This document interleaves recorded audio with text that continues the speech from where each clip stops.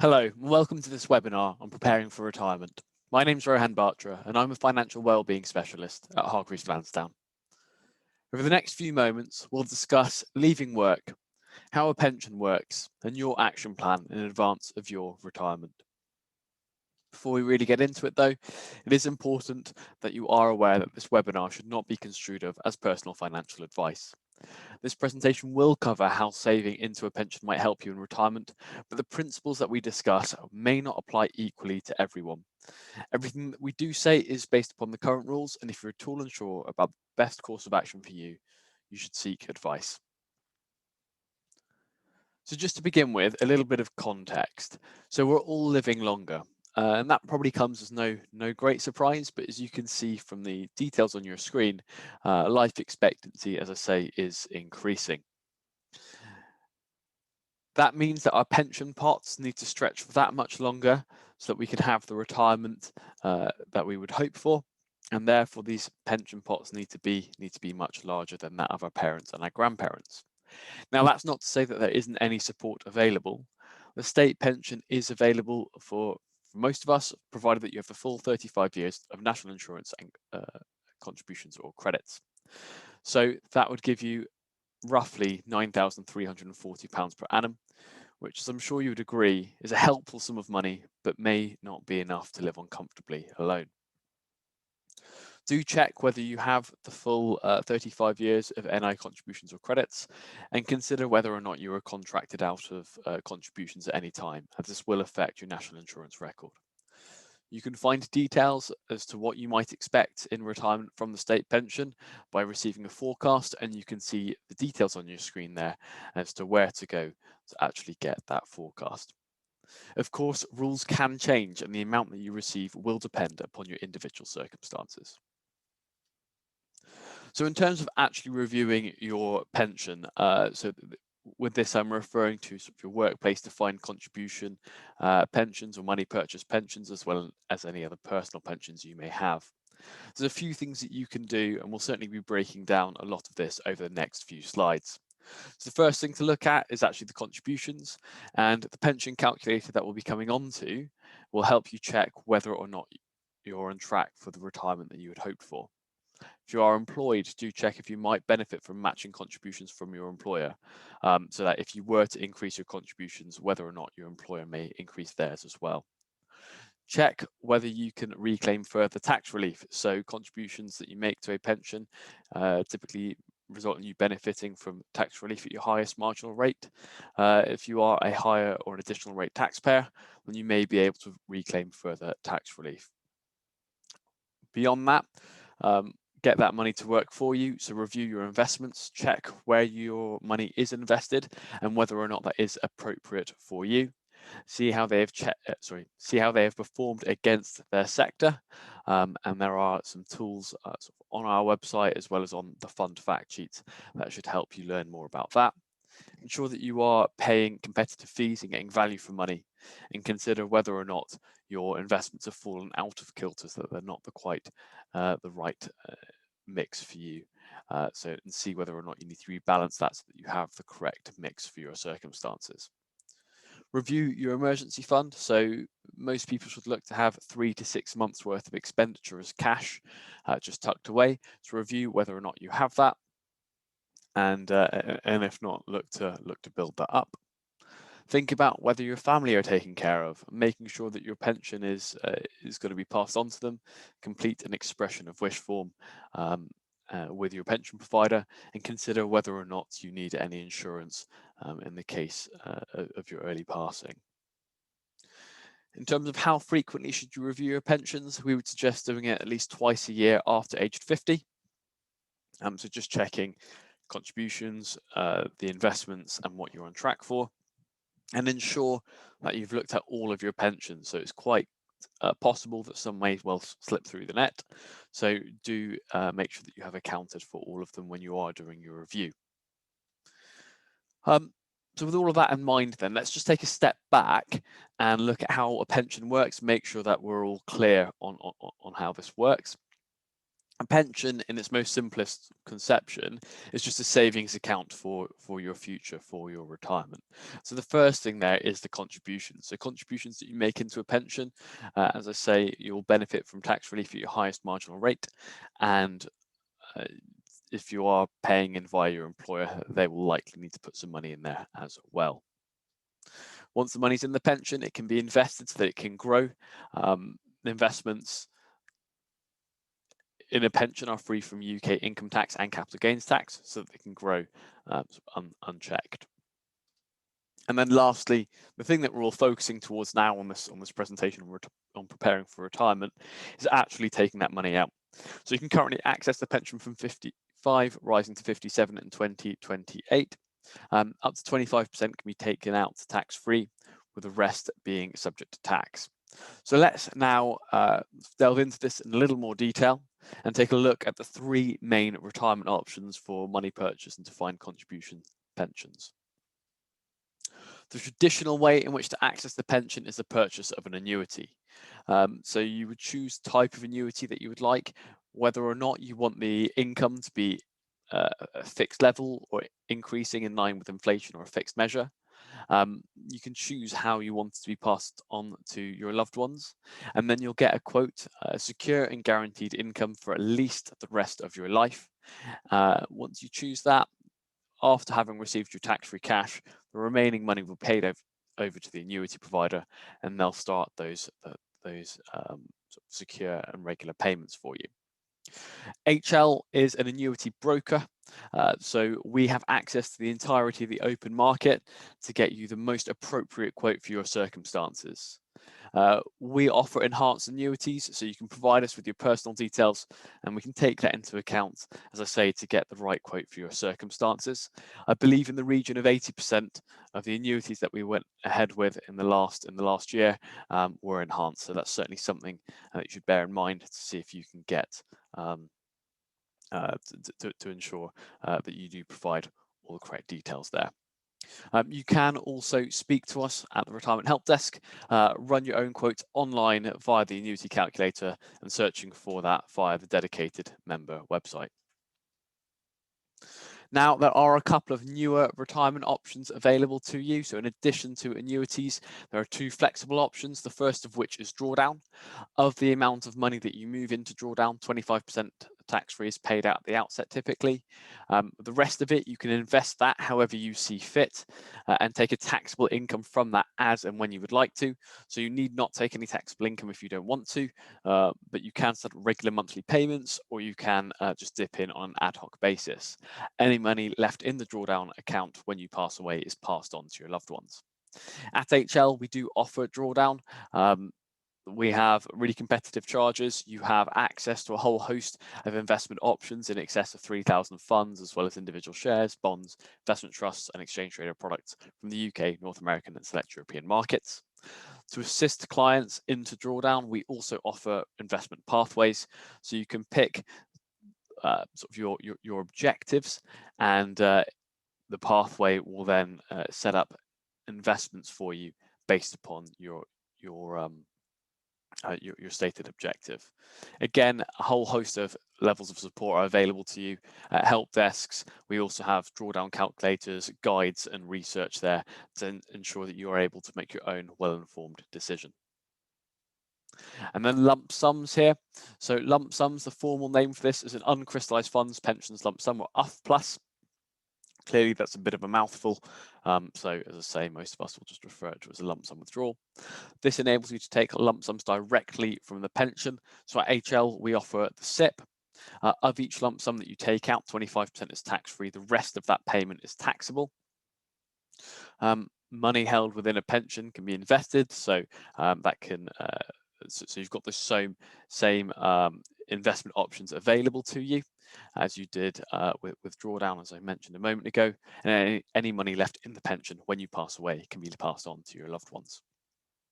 And again, a whole host of tools and guides there to help you learn more about lump sums. Key point to make, though, is that both with drawdown and lump sum withdrawals, you are leaving the rest of the money invested. Investments can fall as well as rise, so it is worth being aware of that. Furthermore, It is of course possible to take out money as and when you would like to. There is of course the risk that you could take out too much money too soon, so just be aware of the sustainability of your withdrawals. So hopefully that summarizes those retirement options for you. But over the next few slides, we're just going to take a look at that action plan, reviewing your retirement age, checking on how you might go about checking whether you're on track, reviewing investments, and how to simplify your finances. So just reviewing your retirement age first. So retirement ages tend to be increasing. This data here is a couple of years old. I might expect reasonably for it to have moved a little bit from there, but this just does give you a rough idea as to what age people are retiring at. And if you have an age in mind, now of course that's subject to change, but you should look to see if you can inform your pension providers and also consider if there's any changes that you should make as you approach that retirement age. Informing your pension provider will ensure that they provide you with the correct communication. They'll normally send you details about these options at retirement in the 5 years, potentially more, before your selected retirement date. Income. So the earlier that you retire, of course, the longer the period of time that the pension will have to pay out for, all other things being equal. So it's worth bearing that in mind. And also, of course, you won't have as many years worth of contributions. So do think about how your retirement age will affect the income level that you may receive in retirement. And lastly, investments. So depending upon how you're looking to access your pension at retirement, you may need to consider how you're invested. If you're going to use a flexible option and withdraw some money as and when you would like to, then you may choose to move into more income generating investments, for example, or may just look to move into something that's more conservative. If you are looking to have a fixed endpoint, such as the purchase of an annuity, you may want to reduce the volatility, so how much your investments sort of fluctuate up and down in value. So those are some key considerations there. But seeing whether or not you're on track, then we have a free pension calculator that you're all more than welcome, in fact, encouraged to use, so that you can get a rough idea as to what you might be on track for in retirement. You plug in your details there. We've just put in a few example details for you. And then it gives you your results. So it gives you an estimated pension value in today's money, how much tax-free cash you might expect, and then the annual income. And then it shows you on the right-hand side on the Explore Your Options section what the impact to your estimated pension values and so forth might be if you increase your contributions a little bit, if you delay retirement, and so forth there. So a really helpful tool just so that you can double check what you may be on track for, and you can certainly play with the advanced options down on the bottom right hand side so you can tailor it more greatly to your circumstances. In terms of making further contributions, as people approach retirement, they often find that they pay off their mortgage, and that can free up quite a lot of money. Now, there's a lot of things that you could spend that on. One of the options available to you is putting more money into your pension. So if everyone has £500 in sort of available money, you can see here that depending upon your tax rate, you will get different amounts of tax relief effectively. So the greater the amount of tax that you pay, all other things being equal, generally the greater the benefit of saving into a pension because of the tax relief that you receive. And you can see here the cost to everyone is that £500, but there's that greater tax relief available. Having said that, though, there are limits on the amount that you can contribute to your pension. So personal contributions are limited to 100% of your relevant UK earnings, typically defined as earnings derived from employment. If you do not have any relevant UK earnings, then your contributions are limited to the basic amount, which is £2,880 net or £3,600 gross. Now, total contributions are also capped at the annual allowance, which is £40,000 for most people, but may reduce for high earners, so people with gross taxable income from all sources of about £200,000 or more. It may be possible to carry forward unused annual allowances from the previous 3 tax years. Relatedly, there is a money purchase annual allowance. So this applies to people who have flexibly accessed their pension, such as by taking a lump sum directly from the pension or accessing taxable income from the drawdown. This will limit the amount that you can contribute to the pension to £4,000 gross. It's only really applicable to people aged 55 or older. A separate but related rule is the lifetime allowance. This is the maximum amount that your pension pot can grow to without incurring an additional tax charge, currently set at just over £1 million, so 1.0731 million, and frozen until 2026. I've gone through these rules quite quickly. These are correct as at this moment in time, but are of course subject to change. If you do have further questions on this, do feel free to get in touch. I will provide you some contact details later, but we do have some really good and hopefully helpful fact sheets and so forth available to you as well that we're more than happy to furnish you with. So hopefully by this stage, I've covered off the contributions and the importance of contributions and the tax benefits of making them. But the next thing to look at is investing. And again, a bit of context. Let's look at how investing and getting a good return on your investments may well impact you and assist you. So this is looking at £50,000 invested for 15 years, and these growth rates are per annum and are net of charges. So that 50 grand growing at 1% each year for 15 years would have grown to just over £58,000. If you achieved 4% growth each year, it would have grown to just over £90,000. And if you achieved 7% growth, it would have grown to just shy of £138,000. So simply put, getting the better growth rate is going to give you a much better outcome. So most people would reasonably from here go, well, we'll plump for the 7% growth or potentially higher. Thing is, though, that with investing, risk and reward come hand in hand. And so whilst you may be willing or wanting, I should say, to go for the 7% growth rate, it is worth being aware of the risks. So what we'll do is we'll have a look at how different assets have performed over the last 25 years, and we can see what I mean by risk in this context. But just to begin with, let's have a look at £1,000 in the bank 25 years ago. If you had £1,000 in the bank 25 years ago, try to buy an equivalent basket of goods today, it would now cost you £2,000. So that money that you'd had in the bank is not keeping up with inflation there. So that £1,400, as you can see, it's grown in nominal terms, but inflation has gone up by more than that. So whilst having cash is important, as I said earlier on, having that emergency fund, 3 to 6 months worth of expenditure is important. It's perhaps not the best long-term store of wealth. So this is where these other investments come in. So here we have gilts. These are UK government bonds, and this is when you're lending your money to the UK government and getting an interest rate back for that. Now, the UK government has never defaulted on its obligations, so it pays a relatively low rate of interest. You can instead lend your money to other companies or other countries potentially, and if they're riskier, then they'll pay a higher rate of interest. Now, even though the UK government has never defaulted on its obligations, you can certainly see that there are some lumps and bumps within this line, so it's certainly possible to make a loss in the short term. Nonetheless, if you'd put £1,000 in a gilt tracker 25 years ago and stayed the course, you can see that you'd be able to buy more items than you would have been had you just kept pace with inflation.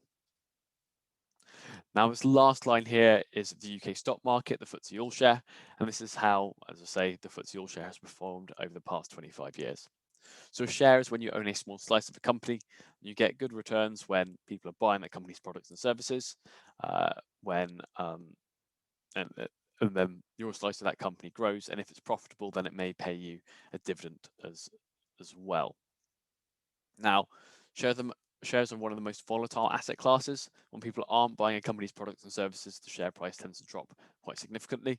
And you can see you've got the dot-com bubble in about 2003, financial crisis bottoming out towards the end of 2008, 2009. A bit of a wobble around Brexit, and then more recently, a very marked drop around the coronavirus pandemic, followed by a recovery. So shares are the most volatile asset class. shares typically, or historically I should say, outperform other asset classes over the long term, but that is of course not guaranteed, and it's certainly possible to make a loss. If you were aiming to get that 7% growth rate, then it's likely going to be the case that you'd allocate more of your money to shares. But as I say, there's that risk of loss, and so therefore you may not be in a position where you can accept that level of risk, and that's why you might not want to put all of your money into the more risky assets. So if you don't want to make your own day-to-day decisions as to where to invest, this is certainly where a fund may well come in. So funds are where your money is pulled together, handed over to a professional investor, a fund manager, and they'll choose the shares, the bonds, the property, and so forth to put your money into. So it's really important here to ensure that your objectives and the objectives of the fund manager or managers, broadly speaking, align with your own. Depending on your pension provider, you may have access to a whole host of different investment options. At HL, you do not need to put all of your money into any one fund, and you can split it however you see fit. Now, linking your investments to your retirement options. So of course, earlier on, I covered those retirement options, annuities giving you a secure and guaranteed income for at least your lifetime, drawdown giving you that flexible income plus the tax-free cash at the start, and lump sum withdrawals enabling you to take lump sums directly from the pension, a portion of which is tax-free and the remainder is taxable. So think about how you're going to access your pension in retirement. You don't need to just choose one option. You can really mix and match, and then think about whether that's got a fixed endpoint, such as an annuity, or flexible future access, such as drawdown or lump sums. Fixed endpoints, you generally don't want it to be too volatile immediately before you access it, because if the values were to drop immediately before the annuities was purchased, then of course you would end up with a lower income. Equally with drawdown, and lump sums for that matter, you would typically want some more consistency in the income generated if you're accessing the income.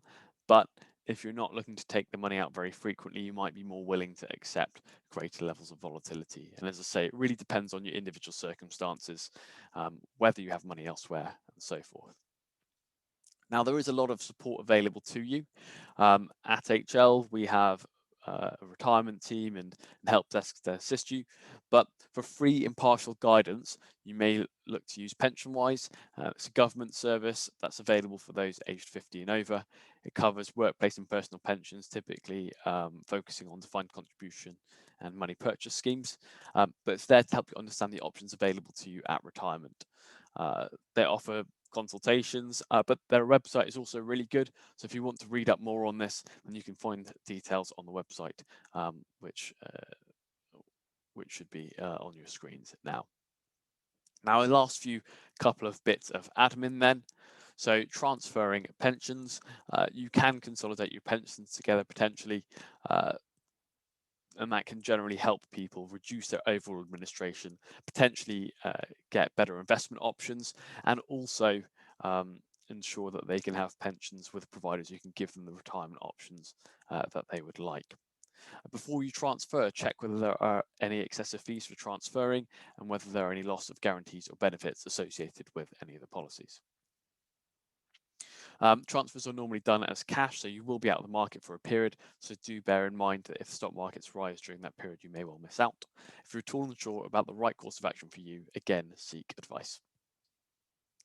Then as we come up to the end, you can certainly complete an expression of wish form. This will inform your pension provider as to whom you would like your pension to be passed on to. Money from the pension does not typically go into your estate, and therefore your beneficiaries will not typically pay inheritance tax on the pension, so it can be a tax shelter in that regard. But do speak to your pension providers and make sure that they are aware of your wishes. Right, and just as we conclude then, so if you were to turn 50 today and plan to retiring at 65, that would typically give you 180 paydays. So there's 180 opportunities to make changes for your retirement and to make sure that you're in that best place that you possibly can be. So do bear that in mind. That's not too long, and therefore it's really important that you start to think about what changes and what direction you want to move towards. So hopefully that's all been helpful and insightful. Do take a few moments to read through these important investment notes, and then I'll put up those contact details for you.